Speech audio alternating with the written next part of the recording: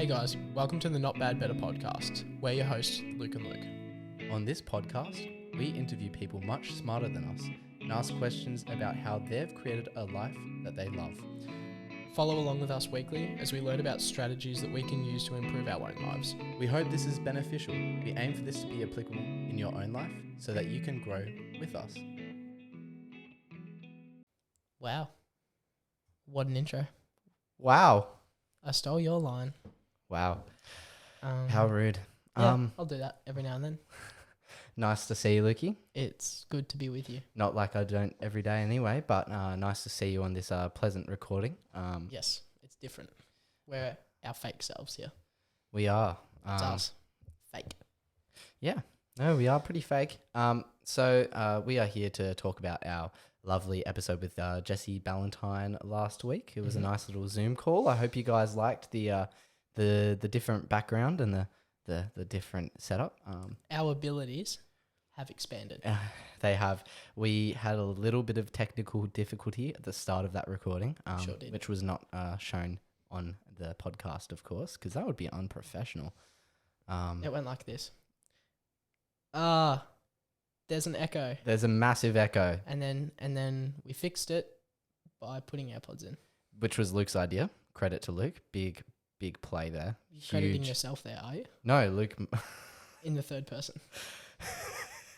Big Right, we've got some things big to talk credit about. to Luke Smith.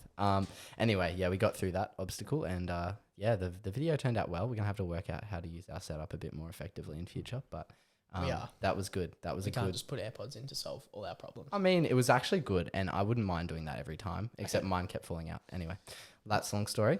So we're here to talk about that episode and the contents of it, not just the setup that came with it. And then little life check-in at the end. Yeah, classic life check-in. Just a classic. That'll be brief. It will be. Because We're seeing so honestly, much of each other at the moment, and your life's pretty boring and so is mine. a little bit. No, it's not. Okay, well, we chatted with Jessie this week. It was, Magnificent. Yeah. I think, mindset-wise for both of us going into it and continued is probably both ending up one day Running a business. or at least being part of running a business. Yeah, being a big part of it. Yep. Yeah, and having entrepreneurial spirit. Yeah. I don't know if we want to call it that. For but- purpose, entrepreneurial spirit. Yeah.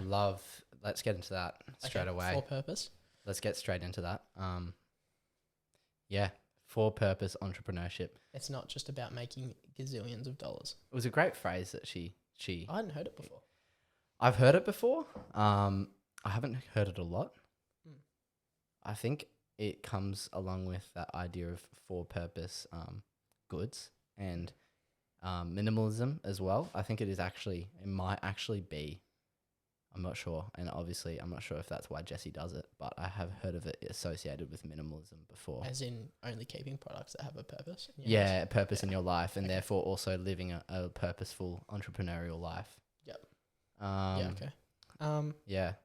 It was really, really good. It was a very, we kind of focused around that because that's what she specializes in. Correct. Which is something really, this is a completely different view on how to build a business, I think, than some traditional models, which is maximize that gap between cost and revenue is literally what drives businesses. Yeah, no, it is. So you get this massive profit, and there's a lot of times where, well, Jessie was talking about, there's going to be times when you're in a startup and money is not coming in, and there has to be some other factor that gets you up. In the morning. Yeah, like gets you up to actually go and work more than 8 hours a day on it. Yep. Like you're doing a lot of work, and there has to be something else that's driving that, other than just the prospect of this is making me money. Yeah, no, that's true. I think she touched on it as well in terms of I think her family is very involved in her business, or at least her husband is, and like I think there's purpose. I think for her, I'm going to summarize it into two points. She might not, but I'm going to. She's got a purpose inside the business in terms of the internal reward, which is helping people which we see with Grants Hub, helping people find and discover grants, helping grants be discovered. And then obviously with Hey Good Thing, with for purpose gifts. And supporting those causes. Which is awesome. And then we move out of that and go, okay, but then where does, when these, well, especially Grants Hub is a very successful business. So that success, sort of the purpose of that success is to allow her family to thrive and also help her care for those in the community, which she talks about a little bit briefly, where she says her main goal is to just help as many people as possible, or that's sort of paraphrased again. Thanks. Yeah. Sorry, guys. But paraphrasing is good. Yeah. So there's sort of two purposes there, which is really nice and sort of a beautiful thing. I think a lot of people only really think about the latter, where they go, okay, I'm going to earn as much money as possible, which is still valid. I'm going to earn as much money as possible, maybe doing a few unethical things along the way. And then once I've done that, I'm going to help as many people as possible. Yeah. So create a problem and destroy it. But there's lots of businesses that do that. Yep, there are. They're probably businesses that are good for your share portfolio, sadly. Yeah, the ones that get you the odd 10% annual yield dividend and whatnot. We're not going to describe what they are, but we probably know what I'm alluding to. Some of those businesses may have paid for my school fees. Anyway, I think focusing around for purpose was really important, because if we talk about work for Jessie, like there isn't this how am I going to put this? It's not waking up to go and work for someone else to make your change that way. The entrepreneur plus for purpose is, I want to make change and I'm just going to go do it myself. And I think that shone through a lot when we talked to her. It was, she talked about not seeing herself as someone who's a business-minded person. She saw herself as someone that was a problem solver. And she solved these problems. And, one of them is people not having access to grants, or they could have access, but they're not aware of that. So solving that as purely seeing it as a problem-solving exercise before seeing it as a profit-driving machine, really, which is what it is now, which it is good because it can sustain itself, but yeah, of course, it's a problem-solving machine, really. Like it's there to help people, and it's there to make people's lives easier, and that's the main goal. That's the main goal for business in general. I think when we're cutting it down to the bare basics, a business is meant to help people. Yep. I think we forget that at times. In fact, that's where the phrase for-purpose entrepreneur does become a little bit questionable, because, just to give a little bit of critical thinking in here, because I think that entrepreneurship originally was intended to be for purpose. I think we've just lost that sense later on, where entrepreneurs, rather than restoring problems or restoring communities, have maybe been the ones who have caused those problems. And we've looked at it from that angle and just gone, an entrepreneur is someone who finds a problem and deals with it, but might create another one in the process. And I think really when it comes down to it, they should have a purpose in helping people. Like everyone should, if they're an entrepreneur, because ultimately you're wanting to provide value. Your business's goal is to provide value. So that's method of helping someone in some way. You'll get something back, but you're trying to provide some value, whether that be energy, etc. Yep, that's good. And I think I should know this for uni because it came up in a lecture like 2 weeks ago, but when entrepreneur first became a word that was used for people, it was like 250 years ago or something, but that would have been right when the share idea came about, right? In the Industrial Revolution. Absolutely no clue. I'm guessing. I'm going to hold we you can to check that. Wiki. When the word entrepreneur first became a thing, it's this French word from the 18th century. I learnt this in a lecture, and my lecturer tried to pronounce it. It sounds like entrepreneur, but French, and I'm not going to try and pronounce it. But can I try? Yep. Entreprendre. It means to undertake, right? So to undertake this problem. Yep. And lots of people, when entrepreneurs first started popping up, lots of people saw them as like grifters, people that were just trying to make a buck without having to go to work. Yeah. And we're just exploiting people, which is kind of how it Wow. seen There you originally. go. Well then I guess for purpose entrepreneur does become really relevant, doesn't it? Yeah. Yeah. So That's interesting. I think you see like these products that just pop up to solve Yep. a problem that we have created ourselves.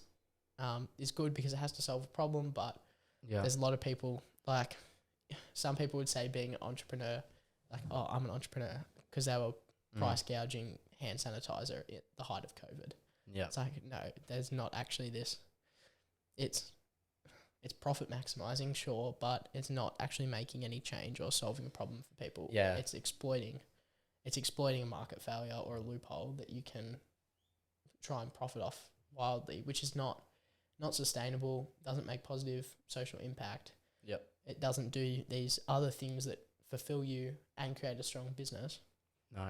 But if you target all those factors that are going to actually build a long-lasting, strong, sustainable business, then you should be aiming for purpose. Yeah. There's my spiel. I love that spiel. That's a really good way of looking at it. I didn't know that. I apologize to those who were deeply offended by my original take on an entrepreneur having to be good. No, you have to be bad and then reform yourself into a good entrepreneur. No, you're kidding. Well, that's what's happened in the first iteration That's what's of happened. it. Yeah. That's so interesting. I didn't know that. A grifter. Wow. Okay. Yeah. Well, that's a little bit disappointing, to be honest. That's why you need for purpose in front of it. Maybe I've just got this too optimistic view of an entrepreneur. You're where an I'm just optimistic like, young man. where I've just gone, yeah, no, the whole concept. I think it's because I did a unit on entrepreneurship last year, and yeah, they got into the history. I probably didn't watch those lectures though, because I watched maybe one. Still got a HD. I think I watched somehow. I think I watched half of one. But I think the one thing that came out of reading or glancing over the textbook was, you find a problem, you fix it. You might cause another problem, so you solve that problem, then you fix that, and you're just constantly seeking problems. Yeah. There's this exercise that a lot of people suggest you do for business ideas. Yes. And just during the whole week, just write down everything that's painful to do. Like, Yeah, I've heard about this. everything where you have to, let's pretend a tripod for a camera has never been existed. You're setting up to record this video. And you just put it on a bookshelf. Yeah. Well, what if I had something that was, could move around? This idea of being for purpose, I think, is important. Yep. Especially in business, where right now we value a lot more honest, sustainable, open businesses. Yeah, we do, don't we? That are trying to drive some sort of social change, because we've had a lot of years of destroying our climate. yeah. We've had a couple of years now of coming out of COVID. Yep. There's big things that we have to worry about as a community, Yep. that if you can address problems and create that as your purpose, that actually makes some increased social welfare, then that's a good thing too. Yeah. No, I think you're right. I think that there's a real push towards sustainability at the moment. It's good. I've been listening to a lot of podcasts talk about sustainability lately. Yeah. Particularly a lot of publicizing of what those fast fashion companies do, which fast fashion's definitely on the downturn now. We're seeing it with the one of the big UK companies just shut down. And they're not saying that they're all like, it's not going to be a speedy shutdown by any means, but a lot of them are struggling a bit more than they used to, because people are turning towards more sustainable sources for their clothes, like Australian Stitch. At Australian Stitch. And a few other companies, which I'm wearing their clothes right now, and I love them.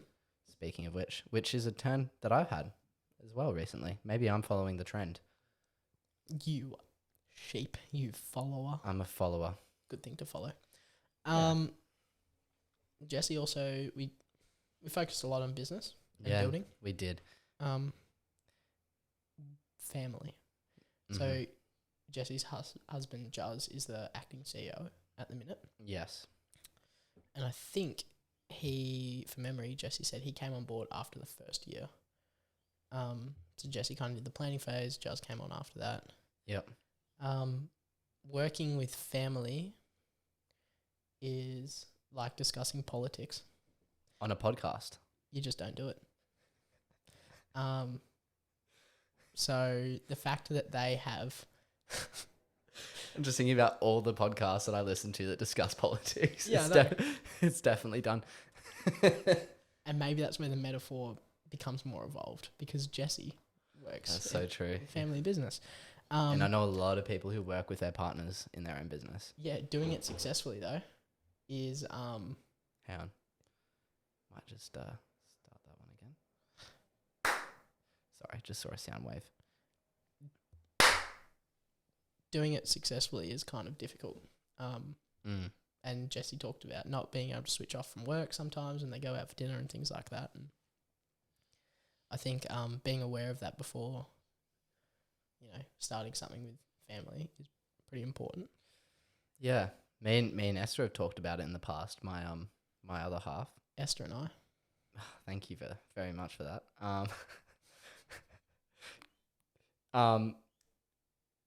There was a moment where I looked at getting a job in a similar, well, actually, let's just be honest, the same workplace of which she works.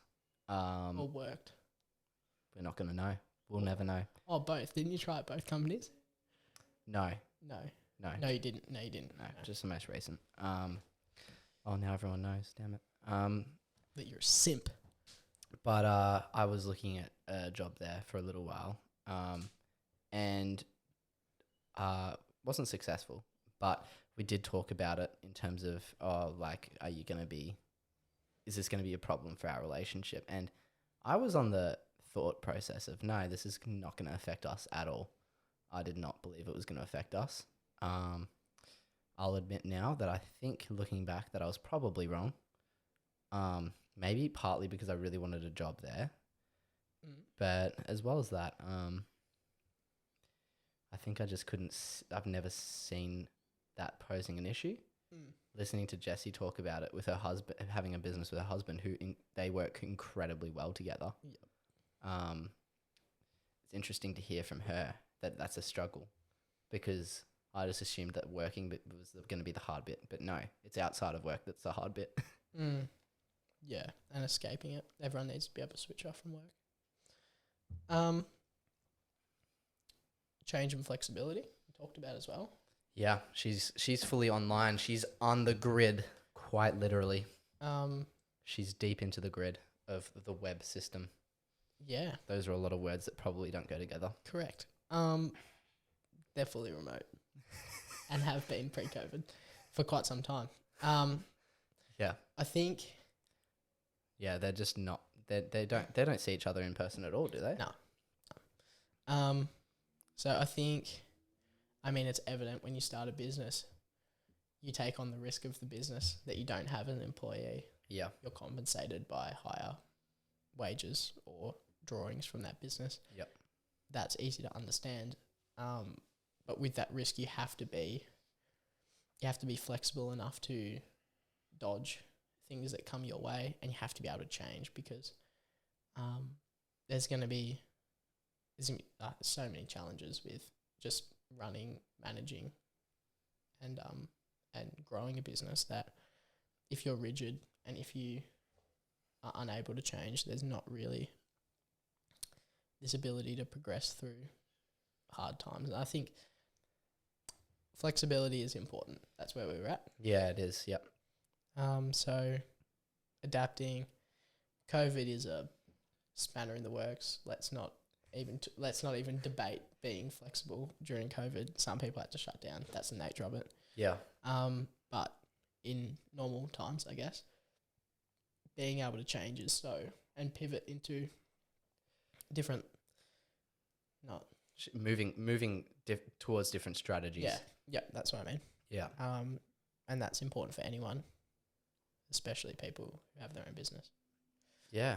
Um, Do you think if you started a business, you'd go fully online?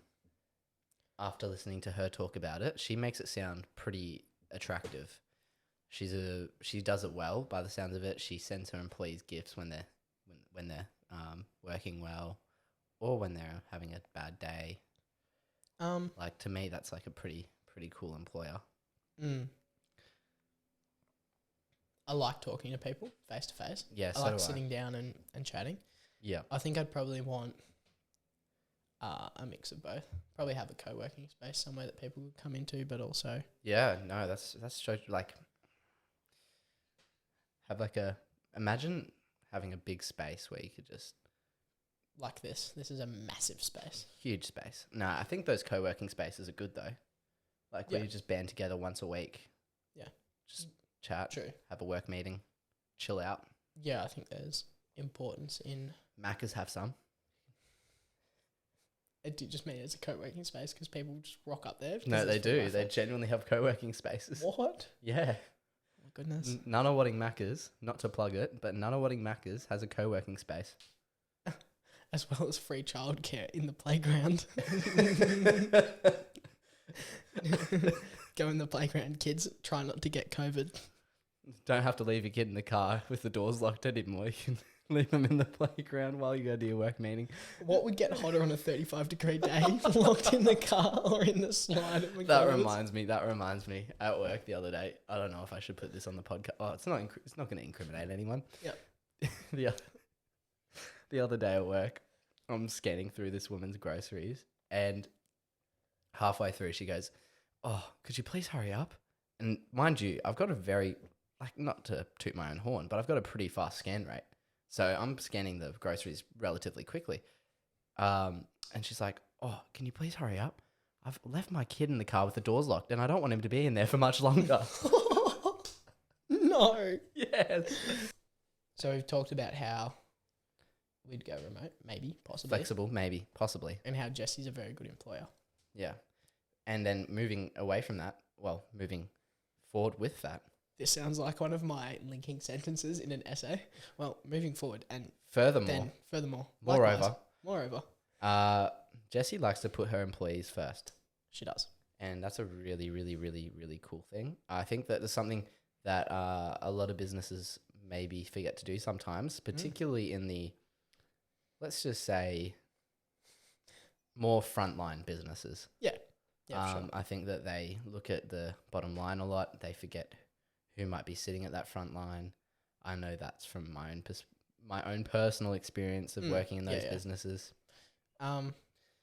Jessie said she'd employ us in a heartbeat. I said, please take us. I wish they probably. I'm not sure if they have spots. I'll send her an email. They need a legal assistant If they need and an economic analyst. if they need anything in anything at all. Love to work for Jessie. If you'd like me to clean the floors, I'll fly to Queensland. I mean, and why would we do that? Because they put their employees first. Yeah, So, literally. She talked about weeks where her and Juz both didn't take pay, which is insane. just because they've got to pay. Insane. Pay employees first, and that's not many people do that. That's a good thing to do. And if you have employees that know that they're valued and know that they're put first, then you're going to have this culture within your business that's strong. I'm going on a little I study management tangent here, but Send it. you have to. Like, there's so many businesses that end up forgetting that your greatest resource is your human resource. Your labour, yeah. Yeah. And you can optimize that as much as you want, but those people have to want to come to work efficiently. No one goes and gives 110% in a job that they hate. Amen. Very rarely do people do that. Amen. So employees that feel valued will work. I feel like for me, that's one of the biggest flaws of the frontline industry. And by frontline, I mean anything around the realm of hospitality, retail. Yep. Working in those industries, I've seen a lot of employers who look at a casual employee, look at a part-time employee, and just go, you don't work enough here to be relevant at all to our organisation.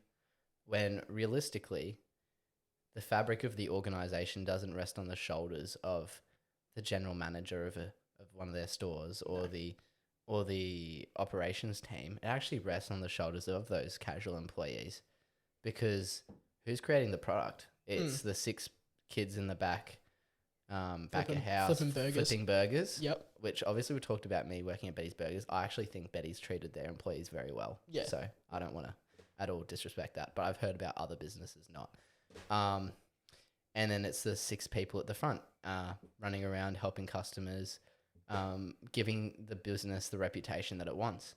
Those 12 people that are involved, roughly, probably less than that to be honest per shift, but those 12 people involved are the ones that have the most interaction with their customers.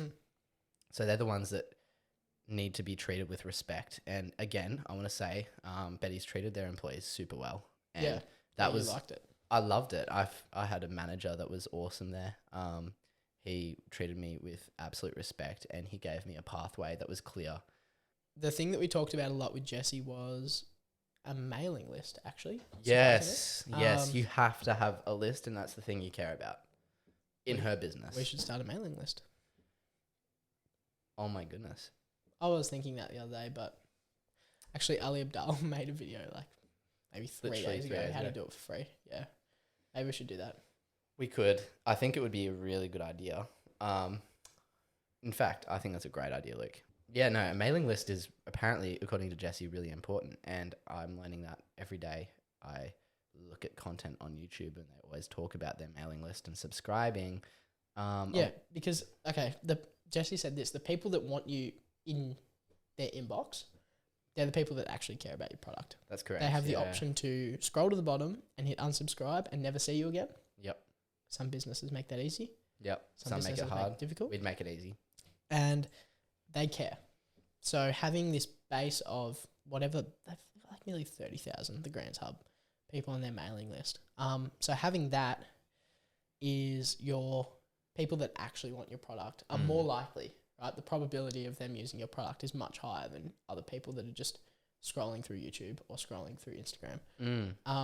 So having that, building that strong foundation of people that you can actually rely on at a greater probability than others is really, really important. Yeah.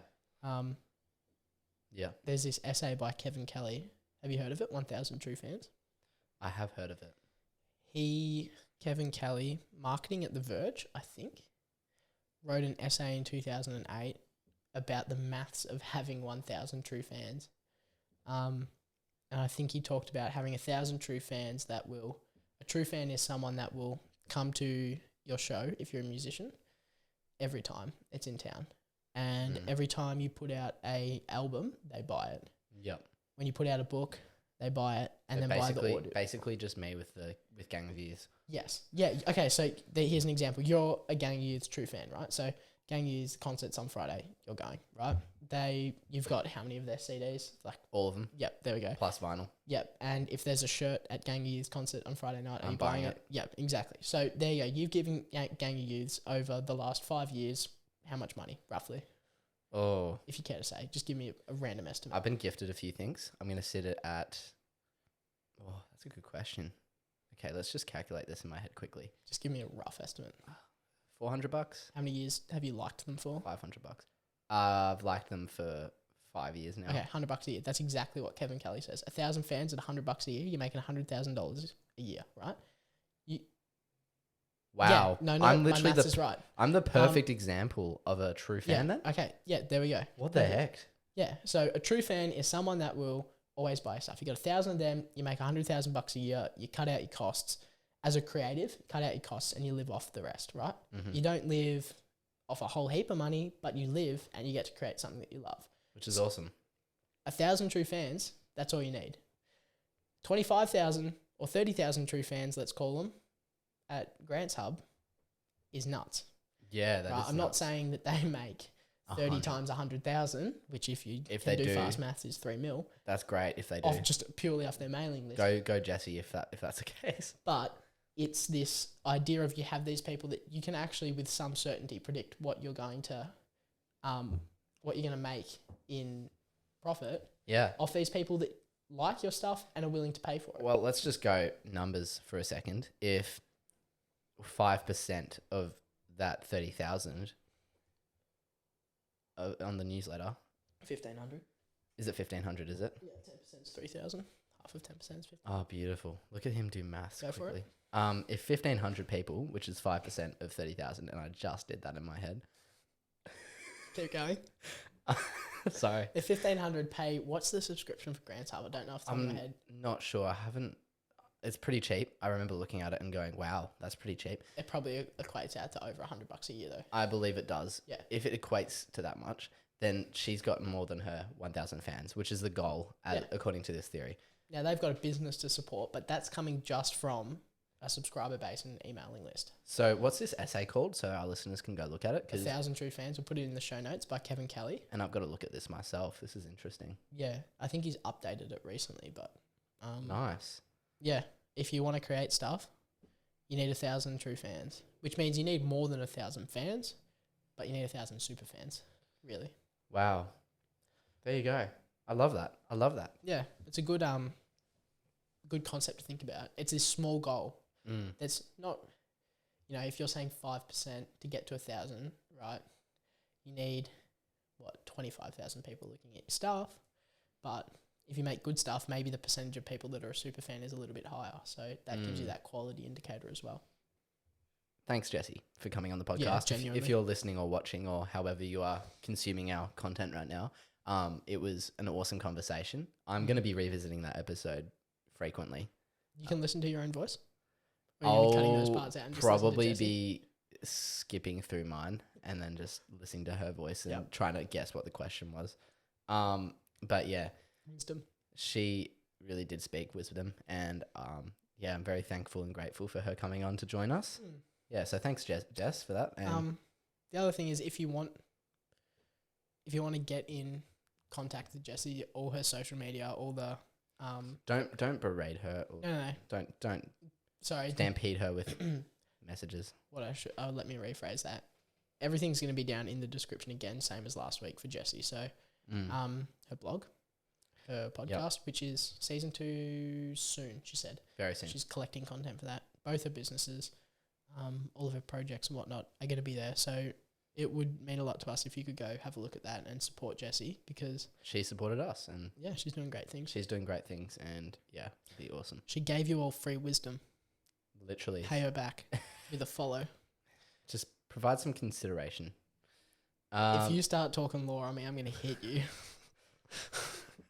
Is there a contract? All it needs to take is, it doesn't have to be adequate. No. It doesn't have to be adequate, just has to be sufficient. Okay. The peppercorn principle. Anyway. How's your life? Yeah, no, life's been good. This week's been good. I had a shocking weekend. An absolutely shocking week last week. Yeah, just... What happened? Late nights at work. Oh, right. And Yeah. Just not a good weekend. Very bad week. It's because we didn't hit gym on the weekend. I think it was just it was a bit of a downer last week, to be honest. And I think I got to the end of the week and I was full of anxiety, full of, just had a moment. Like it wasn't anything special. It was just like a, bit of a brief mentally draining week, I guess. Which is the way it is. So this week's been really good. Refreshed myself. Taken some time for myself. Not been too hard on myself. Still been productive. It's been great. That's good. What about you? My week has been just normal. Work's been pretty good. Uni has been... uni's been good. Like it's actually getting to the point where a lot of these subjects this semester are... enjoyable. Yeah, they're specialised subjects, which means they're actually looking at stuff I want to look at for work. So that's good. That's awesome. Which is ultimately the end goal. So yeah, hopefully someone will employ me. But yeah, I mean, other than that, I've been playing the guitar more. Yes, been you listening have. to a lot more John Mayer. I'm back on it. Yeah. Like there's just these times where I need guitar inspiration and I kind of just sit down with his album and play through, and it is the best. Let's sink into this for a minute. Music is just such an important element of our lives. I think for both of us, for you in the way that you play it, because you clearly love it when you play it, and that's awesome. And also in your John Mayer. Me and John. But sinking into that reminiscent music is awesome. Mm. I've just been getting back into my indie bluegrass from years ago. Yeah. I sort of stopped listening to. I still love it, but it's just been great. Just a genre that I've tapped into before, loved. Don't know why I stopped listening to it, but yeah. It's good. Rehashing that special connection I have with that music has been marvelous, and I think that's part of the reason why part of the reason why my week has been good. That's good. That's and good. Maybe similar for you with your John Mayer. Yeah, I've just rehashing that love. Yeah, looking at more, and it's giving me more ideas for playing, which is good because you exhaust ideas quickly when you play the guitar enough, which is fine because you learn those ideas better, but there's a point where you're like, I can't really keep playing the same stuff. I need to be creative in another way. And I mean, you have to have influences for that. More Jimi Hendrix is an influence, which is good. I mean, this is all just boring stuff that no one wants to hear about. It's just who I'm listening to. But yeah, it's been good. Music's important. It is. We'd be lost without it. Yeah. Well, I don't know if anyone really wants to hear about my instrumental indie bluegrass. Probably less so than your Jimi Hendrix and John Mayer, but there we go. Awesome. Quick talk. I want to become a Be Real influencer. I'm serious. I know they don't exist. I'm sure of it. Do you want to put your Be Real here and anyone can add you? I would love to do that. My Be Real is Luke Morrison with one R and one S. Very simple.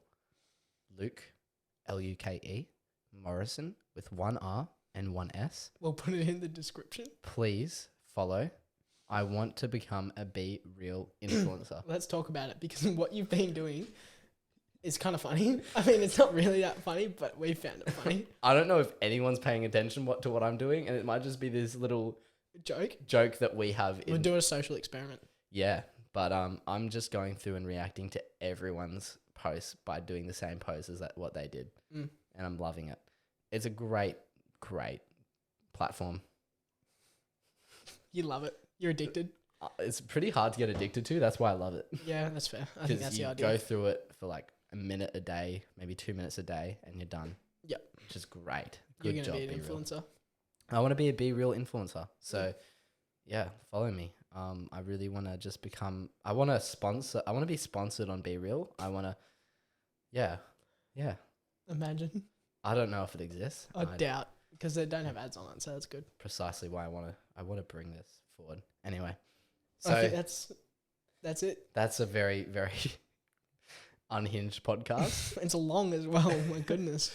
I think 5 minutes of that's me coughing. I hope you guys have a great week. Yeah. I hope you found this somewhat interesting listening to us unpack this. And we will get out a little listener questions thing for next week as well. So make sure you stay in tune on our social media. Specifically, Instagram is the one we post the most on. So please stay informed. Please send us a message if you have any questions at all. But we will have a little story up at some point asking what you want to ask the next guest with a brief bio. Next week, we'll be talking to Beep. Have a great week. We're not done yet. If somehow you've made it to the end of this podcast, thank you. I applaud you. Now, if you're listening to this on a Monday, because this is when it comes out, and you're driving to work or school this morning, I hope you have a great day. Mondays suck, but this one, it's going to be great. And final note on that, because you did remind me, if you have reached the end of this podcast and you're still listening to my stupid voice at this point, send me your Venmo. You are officially a super fan. You are one of our future 1,000. You're either super fan or mum and dad. All right, have a great one, guys. Bye. Thanks for listening to the podcast this week. We hope you've learned something valuable. Follow along and connect with us on social media at Not Bad Better. We'd love it if you could leave a review on Apple Podcasts, either in the app or on their website if you don't have an iPhone. Have a great week. We'll see you next time.